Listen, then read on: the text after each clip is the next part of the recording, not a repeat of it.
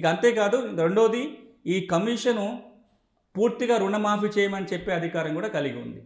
ఈ రెండే కాకుండా ఈ చట్టంలో ఒక కీలకమైన నిబంధన ఉంది. ఈ నిబంధన రైతులందరూ తెలుసుకొని ఉంటే చాలా ఉపయోగపడుతుంది. మరీ ముఖ్యంగా రుణాలు తీసుకుంటున్న రైతులు ఎవరైతే ఉంటున్నారో వాళ్ళకి రుణభారం చాలా పెరిగిపోయి వడ్డీ రేట్లు చాలా ఎక్కువైపోయి కట్టలేని పరిస్థితులకు వెళ్ళిపోతున్న రైతులు ఎవరైతే ఉన్నారో వాళ్ళు ఇప్పుడు నేను చెప్తున్న నిబంధన తెలుసుకొని ఉండాలి. ఈ చట్టంలో ఒక నిబంధన ఏంటంటే, ఒక రైతు కనుక ₹1,00,000 పంట రుణం తీసుకున్నాడు, అప్పు తీసుకున్నాడు.